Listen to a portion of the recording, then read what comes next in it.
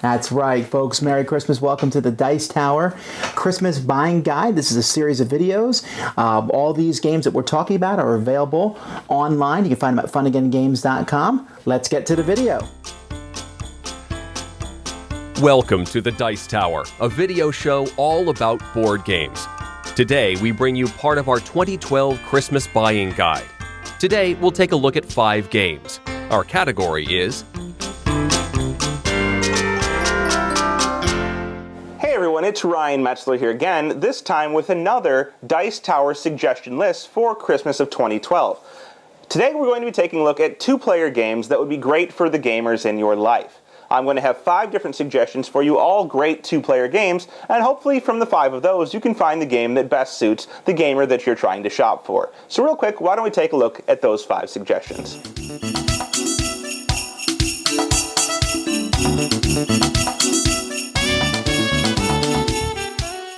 Before we start, let me preface and say that all of these games can be found reviewed on the Dice Tower either by myself or by Tom Vassell.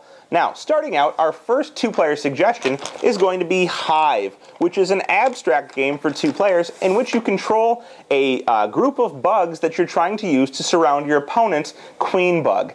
You're going to be using these different pieces, which all have different abilities, placing them on the board and then moving them around using their abilities, be it ants who can march around the outside of the hive, or you have beetles that can crawl up on top of the hive, you have grasshoppers that can hop in a straight line, and all kinds of different abilities. And what makes this really interesting is that these abilities feel very natural and add a very interesting spatial aspect to the game.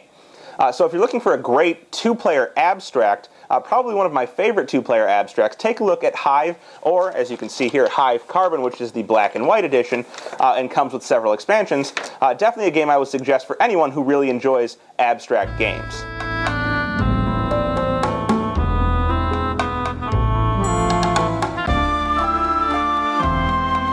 The second game that we're going to suggest for 2 players this year is going to be Mr. Jack. Now here we're looking at the box for the extension, which is an expansion for the game, but I'm suggesting that you start out with the base game, quite obviously.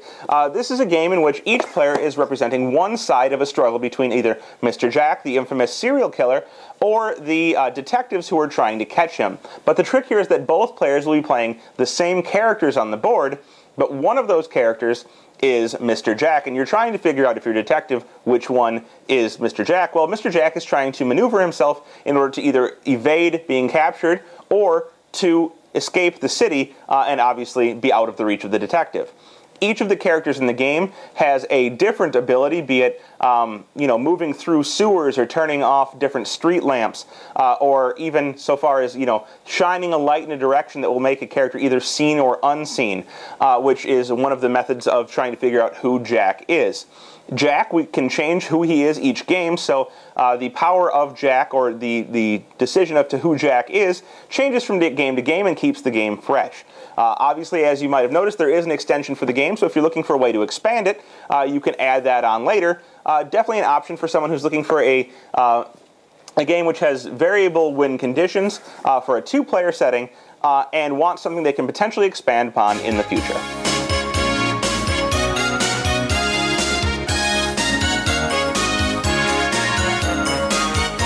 The third game on my 2-player strategy game, or my 2-player game list this year, is going to be a release from this year by Fantasy Flight Games. A reprint of a game from Wizards of the Coast is Netrunner. Now, they've taken a game that was a very popular CCG back in the day and revitalized it using the living card game format.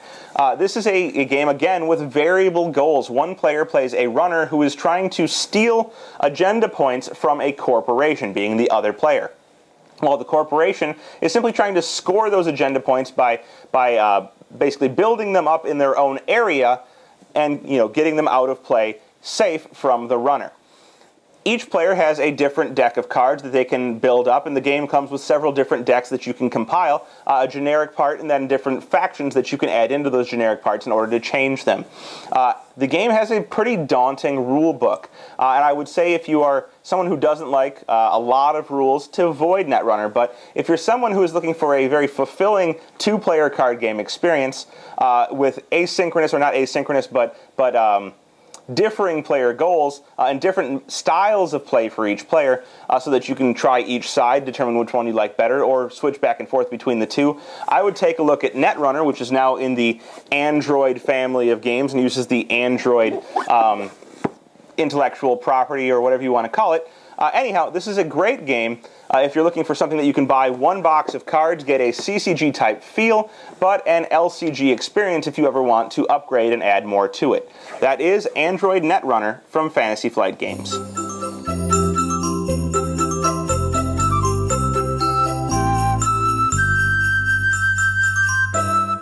The fourth game on my two-player list this year is a game that was released last year, but is a kind of a war game, I guess you would call it. But it's another game, obviously, where each player has a side that they're controlling, as in every two-player game.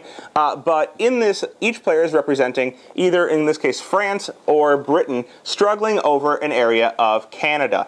And this game is called A Few Acres of Snow. It's a Martin Wallace design. Now, there's been a lot of controversy over this game. It's a deck-driven game. It is a war game in which you're trying to compete for several areas across Quebec, trying to reach your opponent's area and defeat them by besieging it, or simply trying to score the most victory points by the end of the game. There was found to be a strategy that typically wins more than other strategies, but I think that if you can agree not to play that strategy, or to only play variants of that strategy called the Halifax Hammer, that you'll have a very fulfilling game experience, and one that is very interesting to play out. As I said, it is a two-player war-ish game. It plays relatively slowly. You have to kind of build up your strategy, build up your deck until you can accomplish things, be it advancing and moving across to new areas, settling them, building up fortifications in those areas, or besieging your opponent's areas by moving around. It's going to take you some time to learn the strategies of this game. It's going to require several plays to play it well, but I think once you've done so, you'll have a very fulfilling game that you can play with a significant other or a two-player gaming partner that you play with frequently and have a great time. So that is A Few Acres of Snow by Martin Wallace.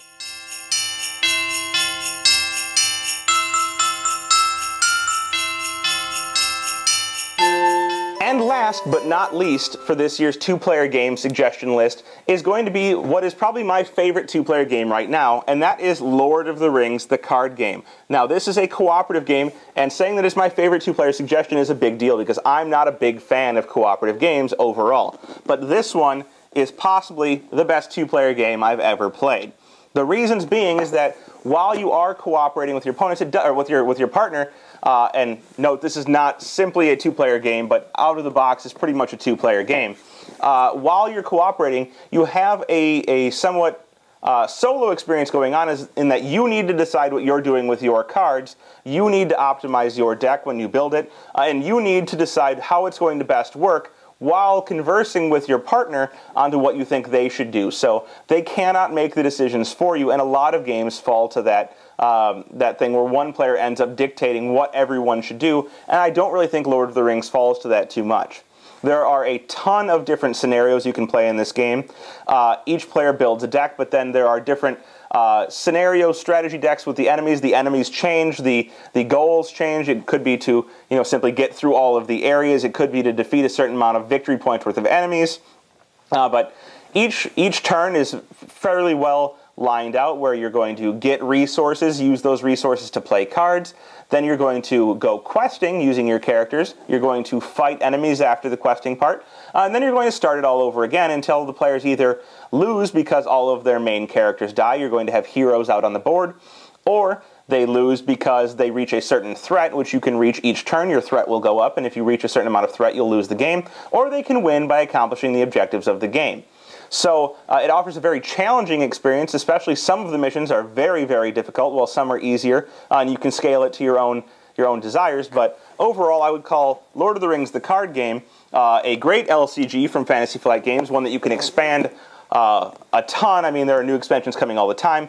And my favorite suggestion for Christmas 2012 for a two-player game, especially if you like cooperatives or are looking for a good cooperative to like, even though you don't like cooperative games.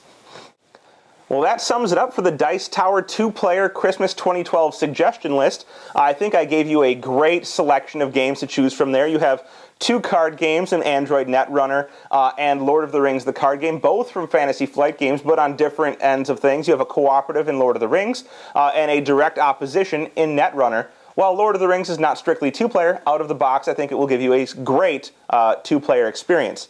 You have a war game for the heavier game amongst 2 players in A Few Acres of Snow, and you have a deduction game in Mr. Jack. Finally, if you have an abstract player, you've got Hive to take a look at, and between all of those I think you'll be able to find something for pretty much anyone. So with those, hopefully you can find a great gift to give to your 2-player gamer or to play with your significant other or family. And hopefully your Christmas and your 2012 shopping experience will be easy and great.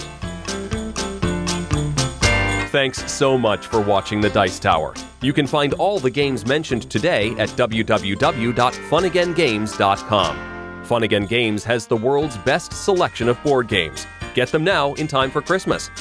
If you found this guide useful, pass it on. Tell others, maybe even give it to someone as a guide for what to buy for you. Reviews of most of these games with more details can be found at Dicetower.com. Thanks for watching.